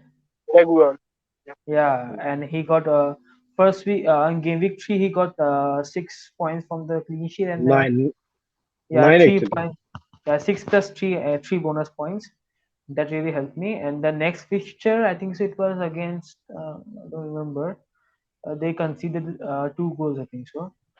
The red flags were there, so I thought no, I need to move out of him. I think the last Spurs are not reliable defense in that sense. I think the last reliable defender that I remember taking consistently from Spurs was Ben Davies, where Ben Davies and Kane and that particular season when they're lighting it apart. I think Kane was my captain a lot of times that season. I will not go near a Spurs defender. Only two Last, players to go for yeah, me as Son and Kane. Only two players. I think If you there's want, a case to be made wherein you don't need to go for both of them as well. You can yeah, probably just cover that picture and with one player as well. Me yeah. personally, I'm trying to go for both the players, but yeah, perfectly fine if you're going for one of them. If you're going for one of them, I think Sun is a better prospect than Harry Kane. Yeah, He true. saves you money and he's a midfielder. He gets extra point for goal, for clean sheet. So yeah, But win-win. Kane is on penalties too. You could say that. I don't expect them to get a lot of penalties because with the quality that they have, Emerson Royal is absolutely. I don't want to use some language that I might have to, but I don't think he's a good player. So I don't know where their penalties will be coming from because they don't have those kind of runners or those type of dribblers. Probably players like I'm forgetting the name of the guy Mura, who left this season. Anyway, so players like that who are very lively in the box, who are supposed to be tripped first, don't have those kind of players. So it's more of bigger challenge. So only Sun is there who can probably fetch penalties. Yeah, I don't think that will be a big issue. Sun will more than match up for it if you're going for only one. Man United, Liverpool. How do you guys feel? Ole at the wheel. All over the wheel, actually. total destruction. I Actually, think it's I don't know. Actually, many people had said that. Even like, uh, what were they thinking actually? Uh, how did they set up actually? There was no defense, nothing at all. Like, The McFred it was, pivot was getting ransacked time in time out again and again. The Maguire was making mistakes as Maguire does because Maguire for me he still doesn't look fit for me. He was rushed in Maguire was just unnecessarily rushed in last game week where he was not required to be rushed in. I feel, and considering the fact, I don't know. I mean, barring the fact that I'm taking digs at Ole at consistent rate, but anyways, jokes aside and everything aside, I think again I was chatting with a lot of United fans, and even they tend to agree there is no game plan in that sense. More than game plan, there is no organizational structure as to how you're organizing your team against a team like Liverpool. It's one thing saying that we'll be attacking Liverpool, but it is a completely different thing if you are not having an organized press against Liverpool. You're just hoping that the individual brilliance of players will get you through against a team as organized who work like a machine. I mean, Liverpool are a machine because they scored 3 goals in every game, bare minimum. So you are opening up your defense who have no backing. Did you guys see the first goal? It was yeah. 4 against 1. Shaw was facing 4 Liverpool attackers, and this is the sixth yeah, minute of the match. So it just says that there's no organizational structure, there's no thought process in that sense. A friend of mine, he made a very valid point that mostly at post-match conferences, you will hear Klopp or a Tuchel or a Pep talking about a certain kind of press that their team could have done, or certain strategy that they might have adopted, or something that could have been done right. You never hear Ole speaking in those terms. I mean, even our Arteta does that, but Ole just kind of speaks in the term, "This is the Manchester United way. This is not what being called. Look hard in the mirror." That's just one thing saying. I mean, what exactly does that even mean? What is the Manchester United way? I mean, Man United what way is winning the things, Man but they are not United way, winning what now. you're referring to is basically Sir Alex Ferguson, how he lined up. That is not the Manchester United way. That is how Mr. Alex Ferguson lined up. Why can't you figure out your own way, considering the players that you have? I mean, it just sounds stupid. I don't mind, but I don't. Okay, honestly speaking, I don't like seeing a big team probably going down too much. I do enjoy Manchester United are losing, but it seems stupid at times. I mean, Like, hmm, like it, last a season. lot of it has been masked by the fact that they came second in a season where practically nobody was on the point, and even people tend to forget how they came second. They did not came second by challenging City for the title. They came second because they were the best of the rest, and there was a 20 point I think difference between first and second position. That's not second. That's just being like the best of the rest. So yeah, a lot of and I genuinely feel I will not elaborate into this. I feel I speak about this every game week. I think Ronaldo coming has actually hampered what they were doing, progressing towards as a team. That was a very bad decision to sign him up because considering the stature of the player, you cannot drop him. It just creates more confusion, and I think Ole trying to revert back to how he played against Big Six from last season or the seasons past. I don't think then in that particular formation, Ronaldo effectively becomes ineffective. Yeah, What is his role? He'll just be standing near the box because he's not tracking back, he's not getting into the box, he's not defending. So rather than just hoping that he'll get a counter attack, I don't know what his role becomes. Let's see. Anything else to add? Otherwise, we'll just move on. like you said, in the past seasons, Ole's performance against the Big Six teams have been really good. They have sat back, attacked on the counter, but this season, the defense looks all over the place. And with Ronaldo coming in, he doesn't, as you said, he doesn't track back and all. And he's not the runner also that whom you can release the ball to. But so it's really, I think so, really a bad transfer in hindsight now. Cool. Uh, we'll move on to the game week 10 fixture. We'll do a very quick score prediction. We'll not elaborate much into this. Okay, guys. Yeah. So after that, we'll be moving on to our game week 10 teams and our transfers and captains. I don't think captains is a discussion this game week, right? No need We'll, of discussing No it. need, yeah, no need discussion there. no need of discussing captains. Well, see, this is how disheartened we have all become. Yeah, like, forget it. Let's just go Mosala. Anyways, Leicester Arsenal. How do you guys see this playing out? Goes I feel like if like Bardi is out for this match, I see Arsenal winning this match probably by 2-1. I think so. It'll be a draw. I'll go for 2-2 draw on this.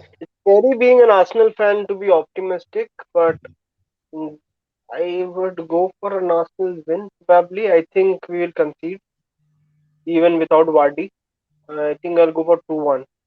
Burnley Brentford, And Brentford, mm, difficult match. I feel yeah typical match. I feel like mm, it should be probably 1-1. Burnley 1, Brentford 1, probably. Ayush, Uh, I'll go for 1-0 Brentford. okay, you expect Brentford to keep a clean sheet? Or Yeah, because yeah, they are organized. I'm not sure. I expect a Brentford win. I will say that. The Raya thing actually messes up. I would have been pretty sure of a clean sheet as well if Raya was there. I'll go for 2-1 in favor of Brentford. Liverpool Brighton. 3-0 Liverpool. Well, I'm I will go for a 2-0 kind of score. I'm very worried about not owning Trent for this match. Okay, don't on Trent. I just sold Trent when he got injured. I Trent is one of my favorite FPL players, brother. So I always have Trent, but I'm just not being able to get Trent right at this moment, and I'm very scared about this particular match. I'm trying to find a way to get Trent, but I'm not. able to find. I think he'll do something in this match. I will go with the 3-0 to Liverpool as well. City Palace. I feel like City would win this match by probably by 3-1. I feel like Palace would score.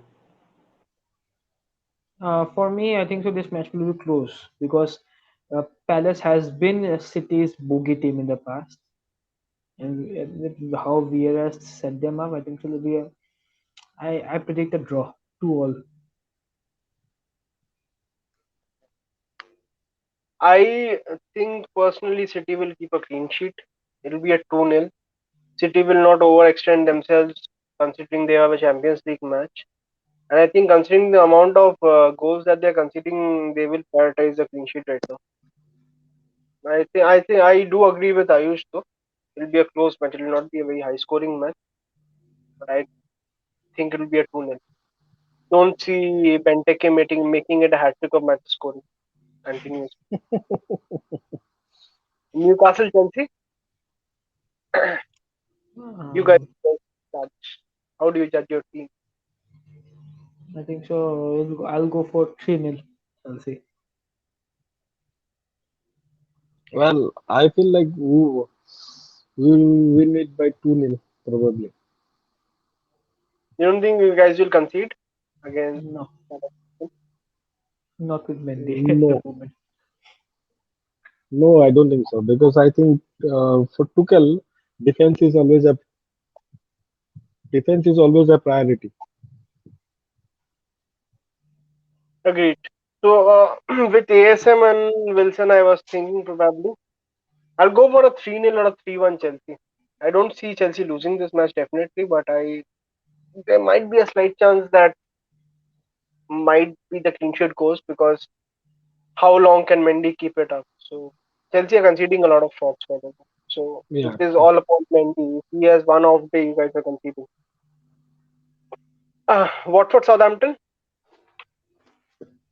I feel like Watford would win this match probably by 2-1.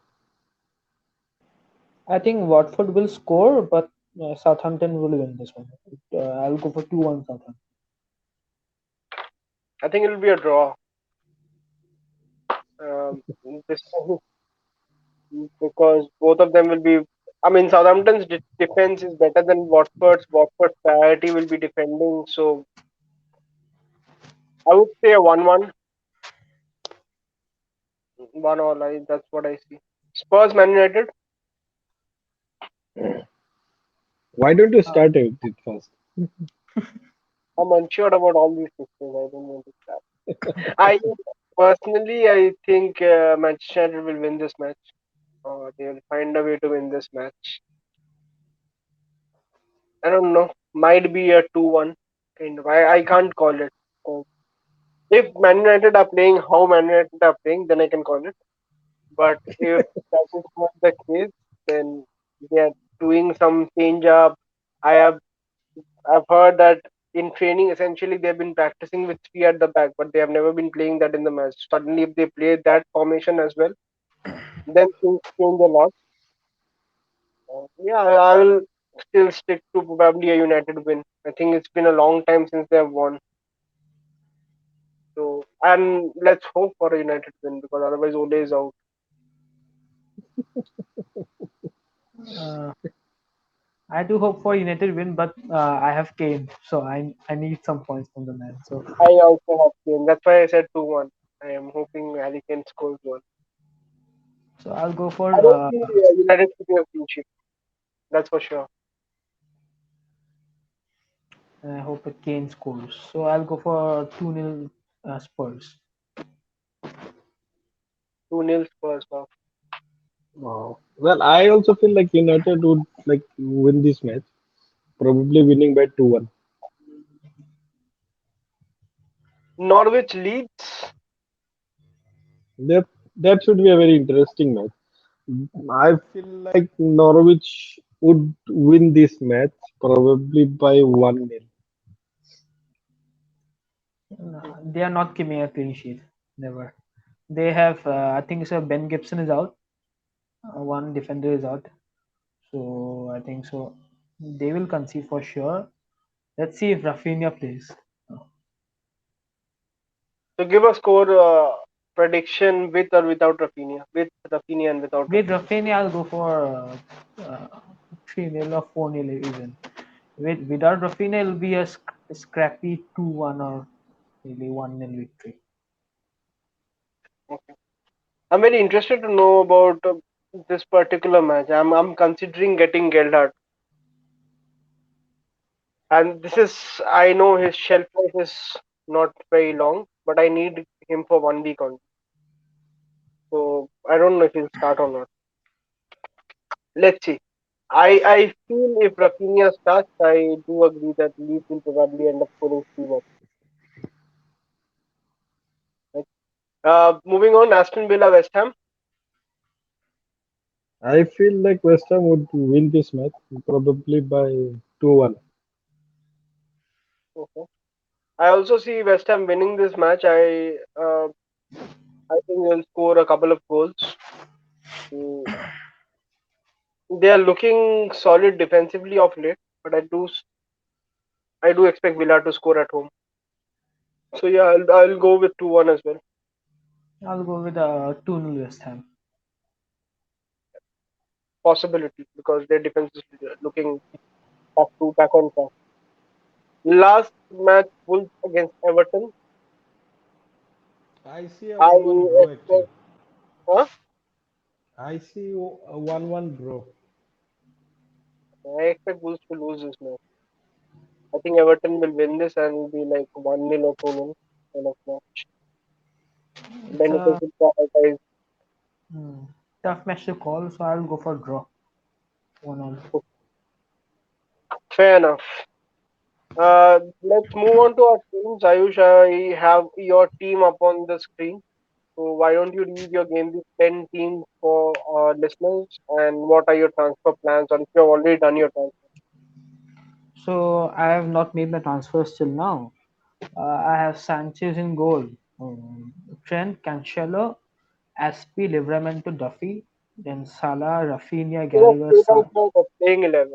So what is the formation that you're playing? So I'll probably I haven't decided on that. I'm just sticking with my current team at the moment. So the transfers that I have in mind are maybe first the first transfer that I have in mind is Sar to Mbuemo. If Mbuemo is fit, I wanted to do that, and maybe take a hit to upgrade Duffy to either James or Chilwell. That's one thing I had in mind.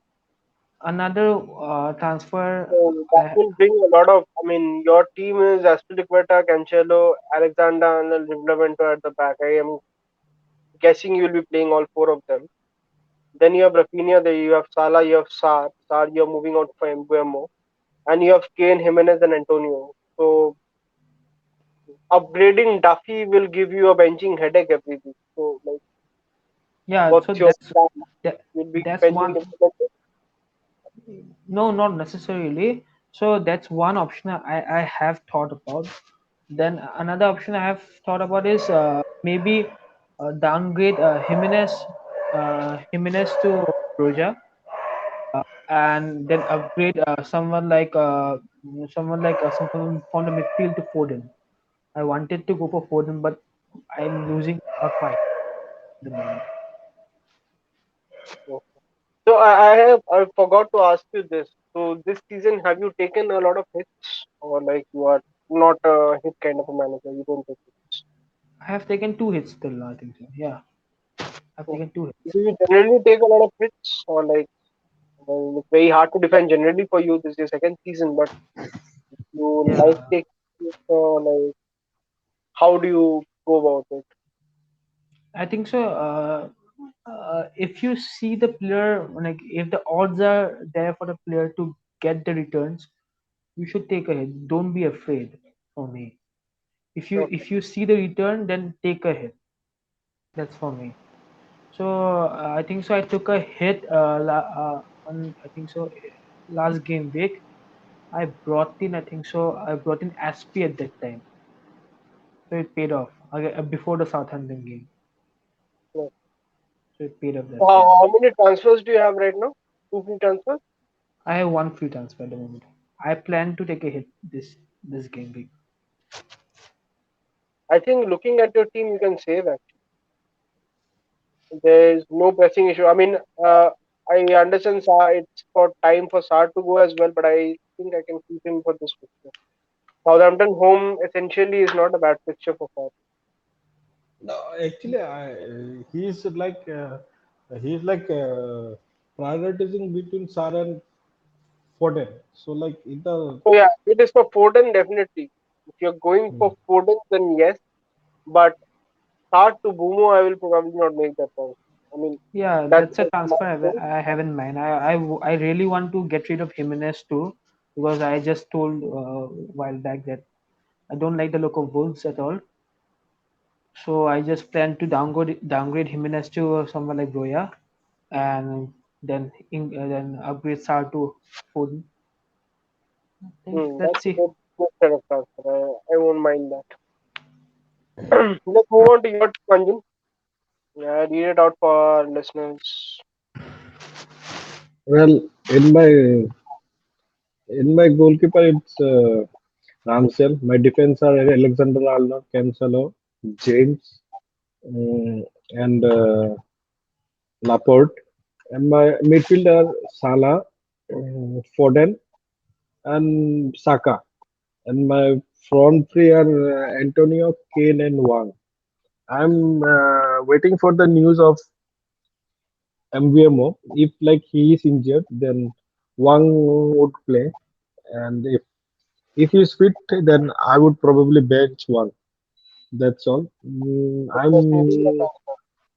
yeah, rolling my transfer. Rolling your transfer. Hmm. Cool. Sorry, I did not even ask Ayush who is your captain. I just assumed it would be Salah. Salah, no questions asked. Anjan, it's Salah, right? Yeah, yeah, it's obvious. Okay. Let's move on to my team. I have Ramsdale in goal. I'll be playing three at the back. Cancelo, Rudiger, Chilwell. In midfield, presently it's Benrahma, Havertz, Salah, Jota. In forward, it's ASM, Saint Maximin, Antonio, and Kane. Bench options: Ben White, Allen, and Duffy.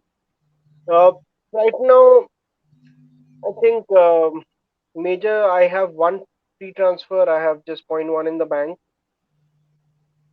Saint Maximin is somebody I would like to move on because I don't see him getting much against Chelsea, and generally, I think the fixtures are his time is gone basically.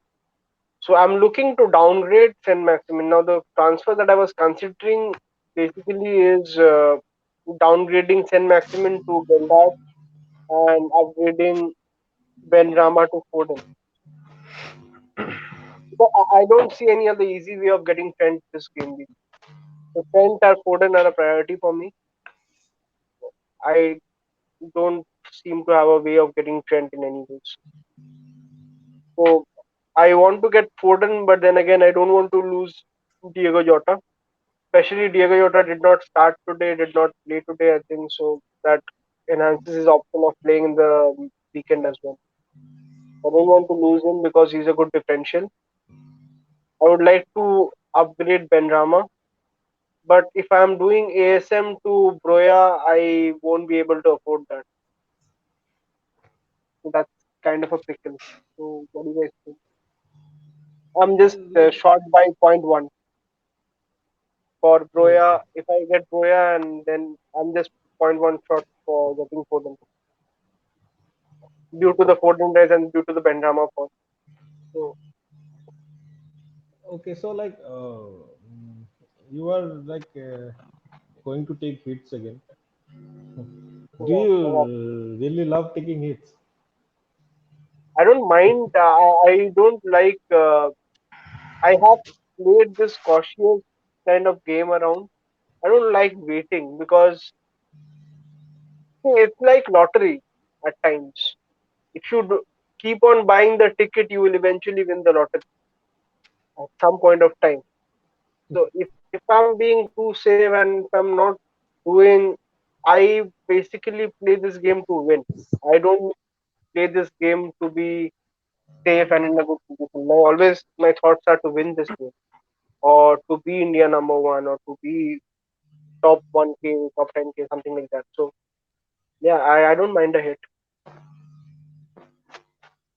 Yeah, but I think actually taking Foden for a hit would be a very good move actually.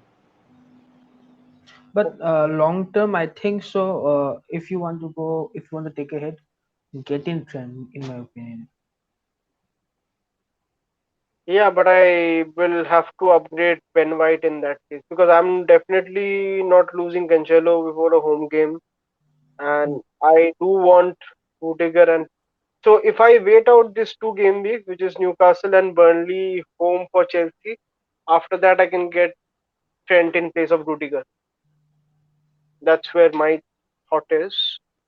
But if I have to get Trent right now, I don't see myself losing a Chelsea defender to do that because I think they have equal potential, clean sheet wise, as well as okay, not attacking wise. Rudiger is not as even close attacking to Trent. But then I have to upgrade Ben White, so that is a bit of a stretch upgrading Ben White to Trent Alexander-Arnold, especially when I don't have anything in the bank. I have point one. You still have your thing, na? Wildcard you have, na? Yeah, When are you planning to use it? it's a good question. I keep asking myself when am I planning to use it. I generally use wildcard when the crunch defender December fixtures start. Mostly that is my time to play the wildcard. Just before that run of 5 6 game week starts, I play the wildcard. But it might also coincide with United's run. If I am at all looking to buy a United player in Ronaldo or Bruno or somebody or Rashford, probably then. United runs plus maybe new manager also. Yeah. So around 14 15 game week 14 15 16, that is the time. That also sees me through the new year into the next year. So, yeah, that is the time that I'm looking. Wildcarding just for trend does not seem apt. Might be famous last word after he scores a brace this game week, but yeah. It's difficult to wildcard for just one player. You feel it's not justified. But do you guys think I should get Gelhardt? I'm Uh, afraid not. what's his price point? Four and a half 4.5 forward. million psycho. The problem is that he would most probably start the next game. Most probably, I my just need thoughts are that.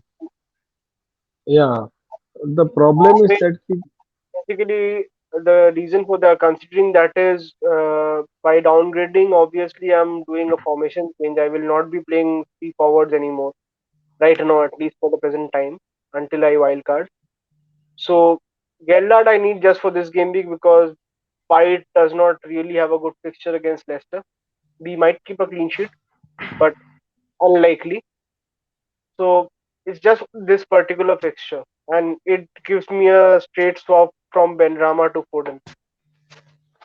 I don't have to downgrade either Havertz or Jota. Ideally, I would like to have Broya, if I'm being honest. He is kind of the perfect eight attacker, but just budget suits. But that Gerhalt would be a very it would be a what will I say? Not necessary in my opinion because just like like Anjan said, it's a luxury transfer in my opinion. So, okay, and lots of time to think about it. I think it's and deadline is and Saturday. one more thing, if you take this 4.5 million forward, you have I think Alan also in your bench. So like, Mhm. how would you like if like in a production happen, then how would your team like cope up? Because my future transfers are Antonio to Tony, so that will release some funds, and plus me doing Gerhardt to sell Maximin and upgrading Benrahma to Foden, that also will leave me with some funds, which enhances or enables me to upgrade and Allen to a Boomo and as well as to Rudiger to Trent. So it's a money thing as well in the long run. That's why it's important. Anyways, let's see. It's a long time I'll chat with you over the before. Captaincy? What I'm captaincy? not, I'm Are not you expecting. like See the kind of captaincy? player Are that you I am. I would have ideally captain Havertz again. Not again because I did not captain him last week. I would have captain Havertz, but I don't think I'll take a chance. I'll leave it on Salah because his effective ownership will be above 150 Yeah, to easily. 150, 170% easily?